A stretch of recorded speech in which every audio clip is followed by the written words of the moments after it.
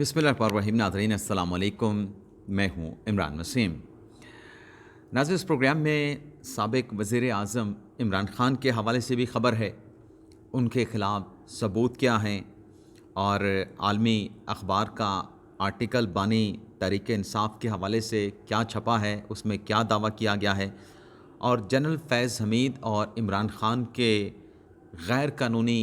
ताल्लुकात की तस्दीक। इस मामले पर भी आप नाज़रीन के साथ प्रोग्राम में जो डिटेल्स हैं वो शेयर करेंगे। और कप्तान की लीगल टीम की लॉटरी निकल आई,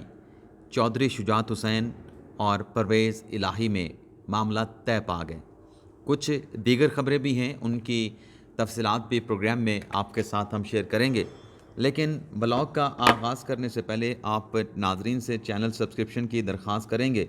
कि जिन दोस्तों की जानिब से अभी तक हमारे चैनल को सब्सक्राइब नहीं किया गया, उनसे दरख्वास्त होगी कि चैनल को सब्सक्राइब कर लें, बेल आइकॉन का बटन प्रेस करें। वीडियो पसंद आती है तो इसको लाइक भी करें और अपने दोस्तों के साथ शेयर भी करें। तो सबसे पहले बात कर लेते हैं कि इमरान ख़ान साहब की लीगल टीम की लॉटरी कैसे निकली है। बड़ी नाज़रीन लॉटरी लगी है। मामला नाज़रीन ये है कि दो वकला इमरान ख़ान साहब की लीगल टीम के फैसल चौधरी और इंतज़ार पंजोथा इस्लामाबाद हाई कोर्ट गए। मुद्दा उनका सिर्फ इतना था कि हमें अटियाला जेल में दाखिले की इजाज़त नहीं मिलती, हमें दाखिले की इजाज़त दी जाए। शायद यही इस्तदा थी, इससे बढ़ के इस्तदा नहीं की गई थी। लेकिन इस्लामाबाद हाई कोर्ट ने जो फ़ैसला दिया है, जो जस्टिस सरदार इजाज़ इसाक ख़ान ने जो रिलीफ़ दिया है, वो लगता है कि प्रेयर से बहुत ज़्यादा बढ़ के है। काफ़ी लंबा चौड़ा रिलीफ़ दिया गया है। अब वो फ़ैसला क्या है जिससे मैं कह रहा हूँ कि इमरान ख़ान साहब की लीगल टीम की लॉटरी निकल आई। एक तो नाज़रीन 3 रुकनी कमीशन इस्लामाबाद हाई कोर्ट ने तश्कील दिया है, यानी 3 कमिश्नर अपॉइंट किए हैं, जिसमें ज़ुपाश ख़ान हैं, मुबीन अवान हैं, ज़ुहैब गोंदल हैं। ये हर अदालती तारीख़ पे जो अडियाला जेल में इमरान ख़ान साहब के मुकदमात की समाअत होती है, ये वहाँ पर जाएंगे और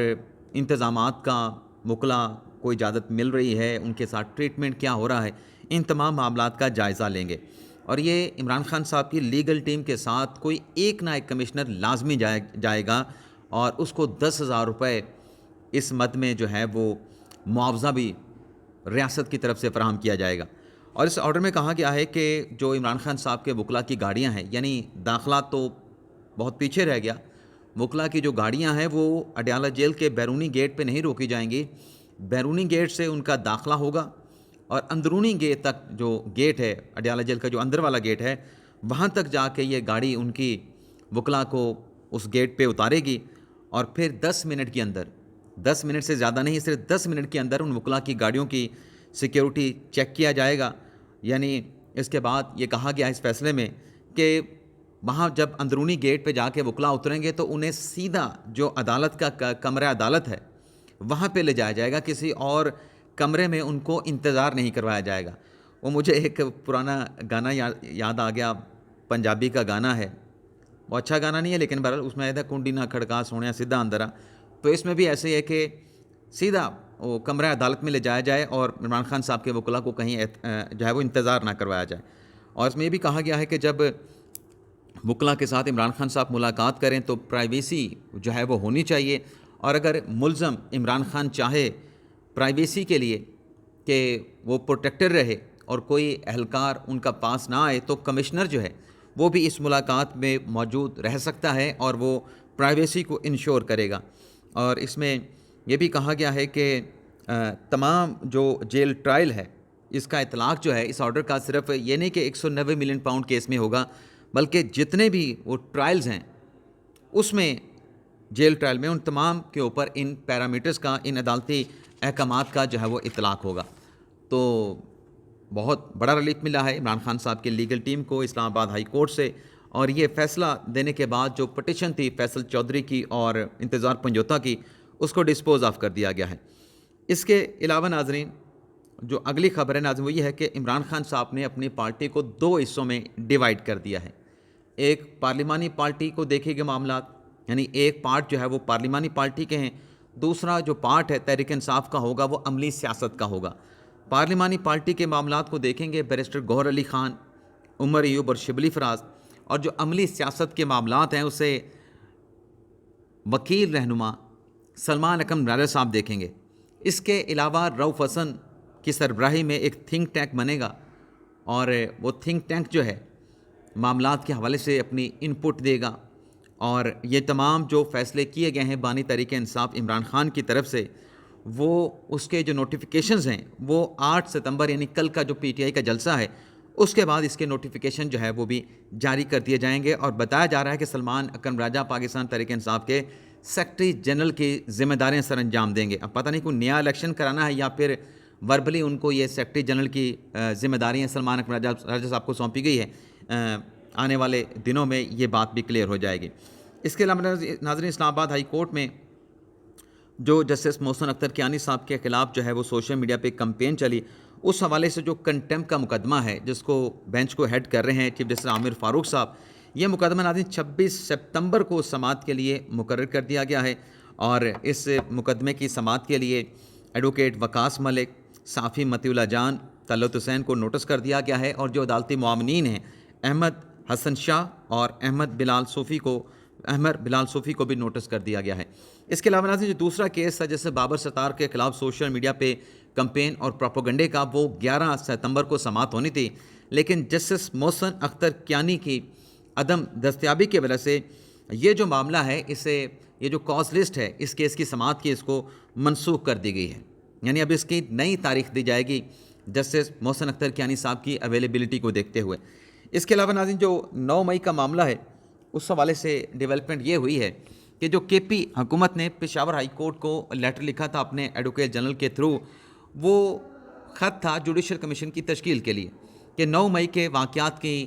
پشاور ہائی کورٹ کی نگرانی میں تحقیقات کروائی جائیں, انکوائری کرائی جائے, ایک کمیشن تشکیل دیا جائے جس کو ہیڈ کریں chief justice Peshawar high court, حاضر سروس ججز بھی اس کمیشن میں شامل ہوں. لیکن پشاور ہائی کورٹ نے وہ جو ریکویسٹ تھی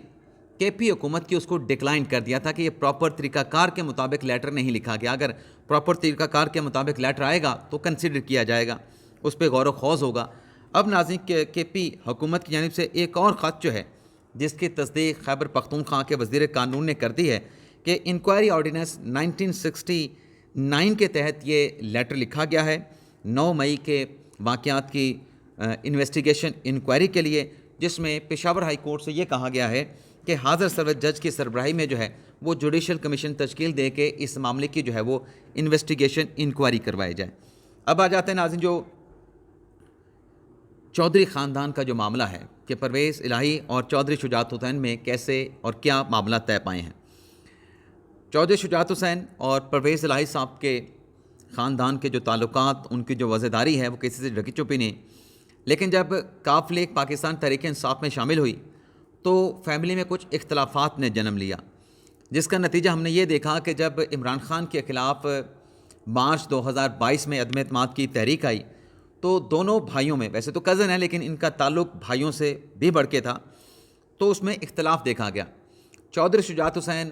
پی ڈی ایم کے ساتھ, آصف علی زرداری اور نون لیگ کے ساتھ چلنا چاہ رہے تھے, لیکن پرویز الہی صاحب جو کہ خواہش مند تھے کہ انہیں پنجاب کا وزیر اعلیٰ بنایا جائے, ان کی اس خواہش کو بھی جو ہے وہ انٹرٹین کیا گیا, اس کو ایکسیپٹ کیا گیا, انہیں پنجاب کا وزیر اعلیٰ بنانے کا فیصلہ بھی کر لیا گیا. لیکن بعد ازاں اپنے بیٹے کے کہنے پہ پرویز الہی صاحب جو ہیں وہ عمران خان کی سائٹ پہ چلے گئے, بنی گالہ میں جا کے عمران خان صاحب کے ساتھ ملاقات کر لی, اور پھر وہ پی ٹی آئی کے پلیٹ فارم سے جب حمزہ شہباز شریف نہیں رہے پنجاب کے وزیر اعلیٰ تو پھر وہ پی ٹی آئی کی طرف سے پنجاب کے وزیر اعلیٰ بن گئے. اور پھر ایک موقع پہ جا کے چودھری پرویز الہی نے جو اپنا پورشن تھا کاف لیگ کا وہ انہوں نے پاکستان تحریک انصاف میں ضم کر دیا. لیکن تعلقات دونوں خاندانوں میں جو ہے چودھری شجاعت حسین اور پرویز الہی کے مابین جو ہے وہ منقطع ہو گئے, بلکہ انتہائی خراب ہو گئے. اب ناظرین خبر یہ ہے کہ دونوں کے مابین, دونوں خاندانوں کے مابین برف پگھلی ہے اور ملاقات کروائی گئی ہے چودھری پرویز الہی اور چودھری شجاعت حسین کے مابین. اور اس ملاقات کا جو سہرا ہے وہ چودھری وجاہت حسین کے سر جاتا ہے, جو چودھری پرویز الہی کے پاس گئے, ان کو جا کے قائل کیا کہ چودھری شجاعت حسین بڑے ہیں, آپ جائیں ان کے ساتھ بات کریں, ان کے ساتھ جا کے ملاقات کریں. تو پھر چودھری پرویز الہی صاحب وجاہت حسین صاحب کے کہنے پہ قائل ہو گئے, رضامند ہو گئے. لاہور میں پھر ملاقات ہوئی چودھری پرویز الہی کی چودھری شجاعت حسین کے ساتھ, جس میں گلے شکوے بھی ہوئے. لیکن گل و شکووں کے ساتھ اس بات پہ اتفاق کیا گیا کہ جو ذاتی معاملات ہیں، خاندانی معاملات ہیں،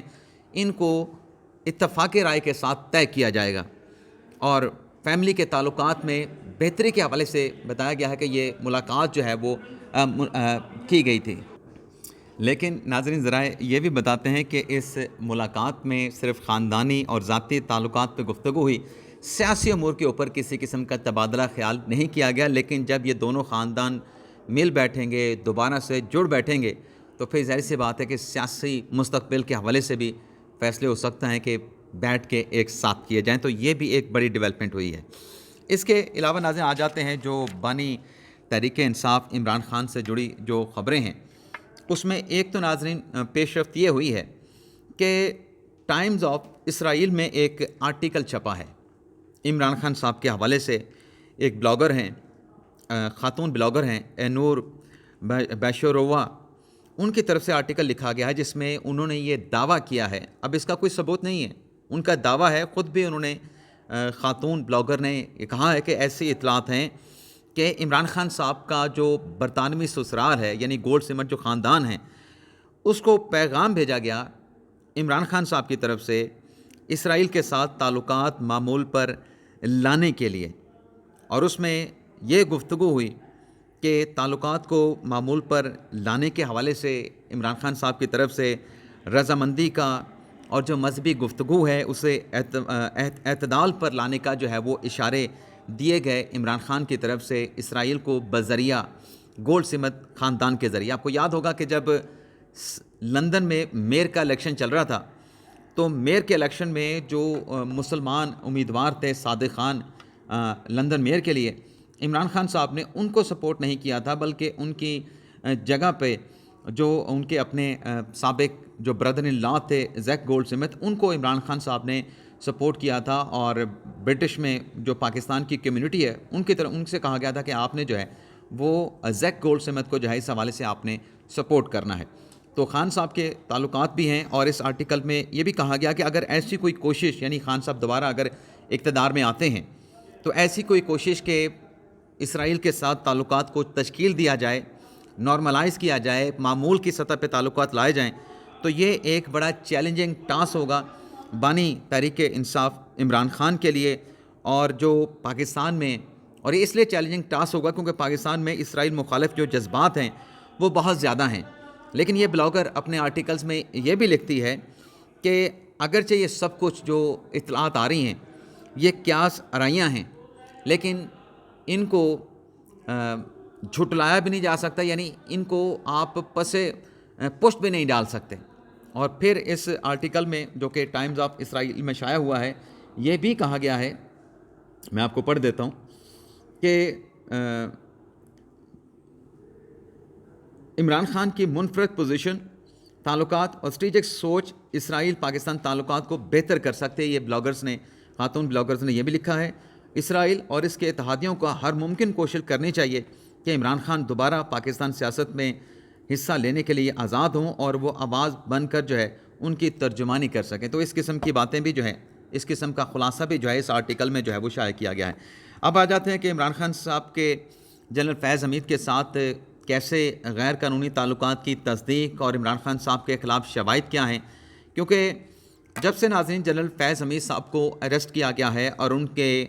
کورٹ مارشل کے حوالے سے آئی ایس پی آر نے اعلامیہ جاری کیا ہے، اور پھر ابھی جو چند روز پہلے D G I S P R کی پریس کانفرنس ہوئی، اس میں تو پرٹیکولر پہلے جو اندازے لگائے جا رہے تھے کہ عمران خان صاحب کا جو ٹرائل ہے وہ بھی ملٹی کورٹ میں ہو سکتا ہے، جنرل فیض کے ساتھ عمران خان صاحب بھی نتھی ہوں گے، کیونکہ سہولت کاری کے نیٹ ورک کی بات کی جا رہی ہے کہ 9 مئی ہو گیا، اس کے علاوہ ملک میں عدم استحکام ہو گئے، تو پورا ایک نیٹ ورک موجود تھا، یہ دعوے کیے گئے۔ لیکن اب آج جو ایک اور آرٹیکل انصار عباسی صاحب نے لکھا ہے، اس میں ایک تو انہوں نے یہ کہا ہے کہ ان کی اپنے کسی سورس کے ساتھ جو گفتگو ہوئی، پورا ایک لمبا چوڑا آرٹیکل ہے، میں پورے آرٹیکل پہ نہیں جاؤں گا، لیکن جو خاص پورشن ہے صرف وہی آپ کے سامنے رکھنے جا رہا ہوں۔ جب انصار عباسی صاحب نے کہا کہ میں نے اپنے ذریعے سے پوچھا کہ یہ جو فیض حمید صاحب کو اریسٹ کیا گیا ہے کیا، اور جو کہا جا رہا ہے کہ خان صاحب بھی اس معاملے سے جڑے ہیں، تو کیا اس بات کے ثبوت شواہد موجود ہیں کہ آفٹر ریٹائرمنٹ، یعنی جنرل فیض صاحب کی ریٹائرمنٹ کے بعد عمران خان صاحب کے ان کے ساتھ جو ہے وہ مجرمانہ تعلقات ہیں۔ مجرمانہ تعلقات کیا ہوتے ہیں؟ یعنی غیر قانونی تعلقات جس کی قانون اجازت نہ دے۔ اچھا، قانون غیر قانونی کیسے کہہ سکتے ہیں؟ کیونکہ آرمی کا جو ایکٹ ہے اس کا ایک کوڈ آف کنڈکٹ ہے کہ اعلیٰ جو سینسٹیو عہدوں پر جو فوج کے افسران ہوتے ہیں جب وہ ریٹائر ہوتے ہیں تو ایک پرٹیکولر پیریڈ ہے، اس پیریڈ کے گزرنے تک جو ہے وہ اس قسم کی سیاسی ایکٹیویٹیز میں حصہ نہیں لے سکتے، شامل نہیں ہو سکتے۔ تو اس پہ انصار عباسی صاحب نے کہا کہ جب میں نے یہ پوچھا کہ کیا ریٹائرمنٹ کے بعد جنرل فیض کے عمران خان کے ساتھ کوئی مجرمانہ غیر قانونی تعلقات تھے، تو ذریعے کی جانب سے جواب یہ دیا گیا، مطلب اس بات میں ہاں میں جواب دیا گیا کہ بالکل اس بات کی تصدیق کی جاتی ہے کہ عمران خان اور فیض حمید کے مابین جو ہے وہ مجرمانہ تعلقات تھے۔ لیکن کیا یہ جو مجرمانہ تعلق ہے، یہ بھی سوال پوچھا انصار عباسی صاحب نے کہ جو 9 مئی کا واقعہ ہے، 9 مئی 2023 کا جو واقعہ ہے، کیا اس واقعے کے ساتھ بھی عمران خان اور فیض حمید صاحب کے مجرمانہ تعلق جڑا ہوا تھا؟ اس سوال کی یا اس معاملے کی جو ہے وہ انصار عباسی صاحب نے لکھا ہے کہ ذریعے نے تصدیق نہیں کی ہے کہ 9 مئی کے حوالے سے بھی دونوں کے مابین کوئی مجرمانہ تعلق تھا۔ البتہ اس آرٹیکل میں یہ بھی لکھا گیا ہے کہ فیض حمید کے خلاف 9 مئی کے معاملات کے حوالے سے انویسٹیگیشن جو ہے وہ مزید آگے بڑھ رہی ہے، کچھ کلو جو ہے وہ اس میں ہیں اور مزید بھی اس حوالے سے انٹیروگیٹ کیا جا رہا ہے۔ لیکن اگر عمران خان صاحب کا، جیسے کہ انصار عباسی صاحب نے اپنے آرٹیکل میں لکھا کہ اگر ملٹری کورٹ میں ان کا ٹرائل ہوتا ہے تو یہ عالمی جو میڈیا ہے اس کی توجہ کا باعث بنے گا، انٹرنیشنل میڈیا کی توجہ کا باعث بنے گا عمران خان صاحب کا ملٹری ٹرائل۔ لیکن آخر میں جو ایک حقیقت ہے اب تک کی 9 مئی کے واقعے سے لے کے اب تک کی جو حقیقت ہے وہ یہ ہے کہ کسی بھی پی ٹی آئی کے رہنما کو آپ دیکھ لیں جن کو 9 مئی کے کیسز میں گرفتار کیا گیا ہے، کسی کا ملٹری کورٹ میں ٹرائل نہیں ہوا ہے۔ اعجاز چودھری ہوں، یاسمین راشد صاحبہ ہوں، محمود الرشید صاحب ہوں، اور آپ پی ٹی آئی کے لوگوں کو نکال کے دیکھیں، ان کا ملٹری کورٹ میں ٹرائل نہیں چل رہا۔ البتہ جب D G I S P R سے سوال ہوا تھا کہ کیا عمران خان صاحب کا معاملہ بھی آ سکتا ہے، تو اس پہ D G I S P R کا سٹیٹمنٹ بڑا واضح تھا کہ جو آرمی کا سبجیکٹ ہو اس کے ساتھ مل کے اگر کوئی کنسپریسی ہوتی ہے تو پھر اس میں جو قانون ہوتا ہے وہ اپنا راستہ اختیار کرتا ہے۔ اب اس کا مطلب یہ تھا کہ اگر فیض حمید کے ساتھ عمران خان صاحب کا تعلق واضح ہوا، کیونکہ انصار عباسی صاحب کے آرٹیکل کے مطابق یہ تعلق ہے، مجرمانہ تعلق موجود ہے، اس کے ثبوت موجود ہے، تو پھر D G I S P R کے مطابق قانون اپنا راستہ اختیار کرے گا، تو پھر خان صاحب کا کیس بھی جو ہے وہ ملٹری ٹرائل کے لیے ملٹری کورٹ میں جا سکتا ہے۔ اجازت چاہتے ہیں۔